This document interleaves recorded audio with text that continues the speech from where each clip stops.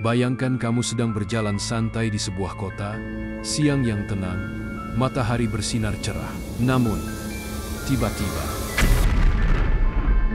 suara dentuman keras mengguncang udara, seperti meriam ditembakkan. Orang-orang berhenti, menoleh kebingungan. Kemudian, dari ujung jalan, muncul sesuatu yang mustahil dipercaya. Sebuah dinding raksasa berwarna coklat gelap meluncur ke arahmu. Tingginya setara rumah 2 lantai, sangat cepat dan tak bisa dihentikan. Bukan air atau lumpur, itu adalah molase, cairan manis, dan lengket yang biasanya dipakai untuk membuat makanan. Sulit dipercaya, kejadian itu benar-benar pernah terjadi dan menjadi mimpi buruk paling mematikan dalam sejarah Amerika. Mari kita bahas.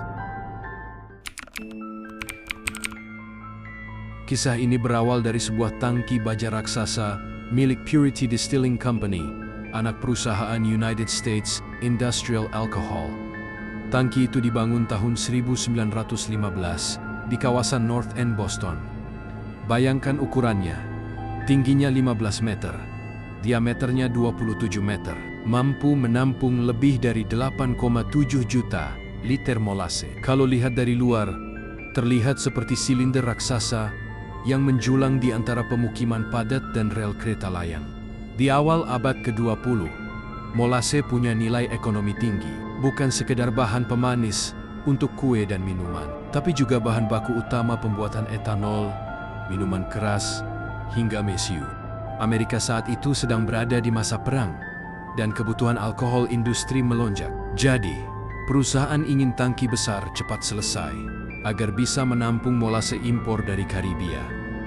Masalahnya, pembangunan dilakukan dengan tergesa-gesa. Baja yang dipakai terlalu tipis, hanya sekitar 1,27 cm, padahal untuk ukuran sebesar itu seharusnya lebih tebal. Lebih parah lagi, tangki itu tidak pernah diuji penuh dengan air untuk melihat kekuatannya. Uji coba pertama langsung diisi molase, dan sejak hari-hari awal, tangki sudah bocor. Warga sekitar sering melihat cairan manis itu menetes keluar. Bahkan ada cerita, anak-anak di sekitar suka mengumpulkan tetesannya untuk dijilat, seperti hadiah gratis. Namun perusahaan menanggapi keluhan warga dengan cara sederhana, mengecat tangki dengan warna coklat gelap, agar noda bocoran tidak terlihat.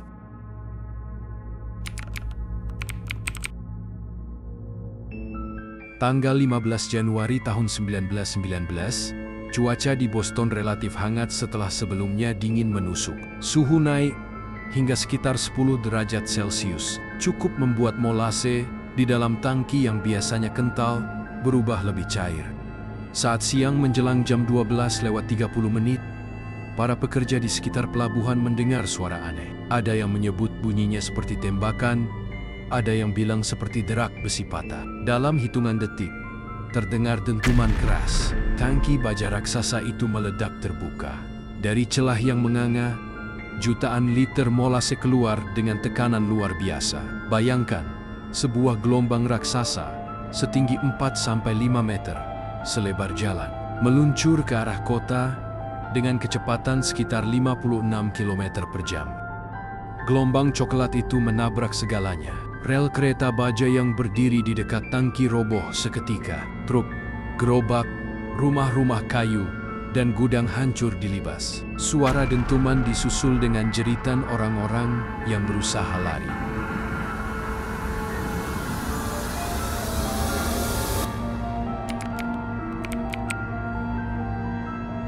Bagi mereka yang berada di jalan, bencana ini datang terlalu cepat. Beberapa orang mencoba berlari, tapi molase bergerak lebih cepat daripada yang mereka kira. Gelombang lengket itu menghantam, menjatuhkan tubuh-tubuh ke tanah.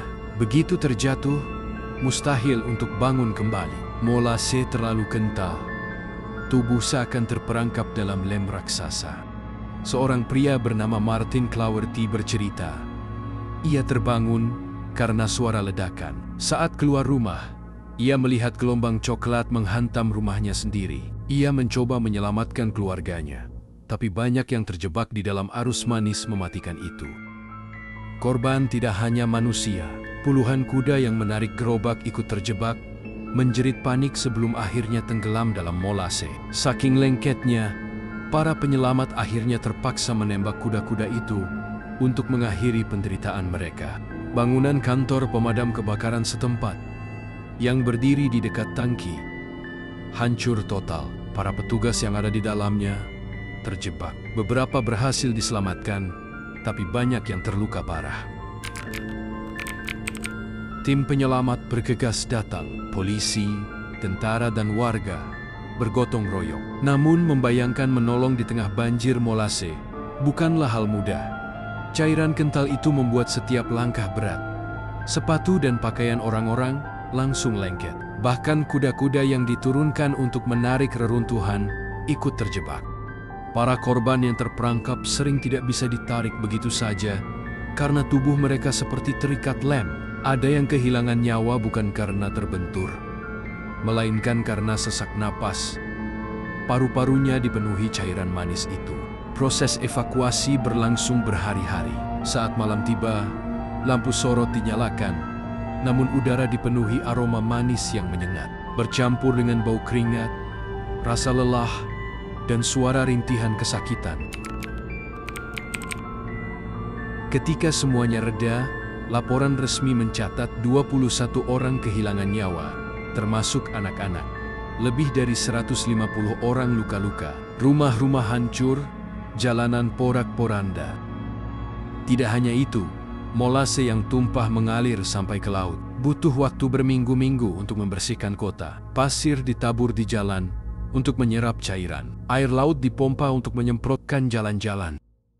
Namun konon, selama bertahun-tahun setelahnya, warga Boston masih percaya bahwa setiap kali musim panas tiba, samar-samar aroma manis molase kembali terbawa angin. Lalu muncul pertanyaan besar, siapa yang salah?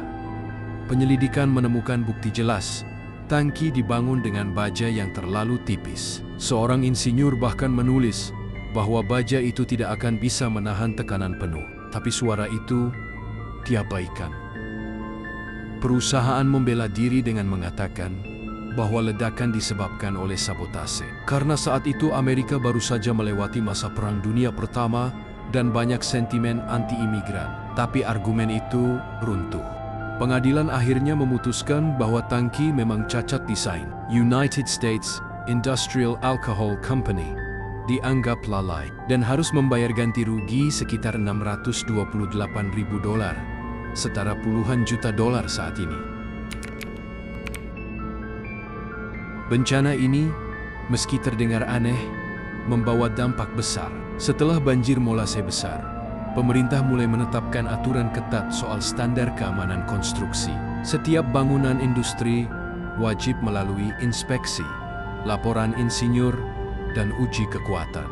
Hingga kini, kisah The Great Molasses Flood masih diceritakan di Boston. Lokasi tangki sekarang menjadi taman bermain, tapi ingatan tentang tsunami manis itu tak pernah hilang. Oke, sekian dari kisah sejarah kali ini. Semoga kalian suka dengan video sederhana ini ya. Terima kasih.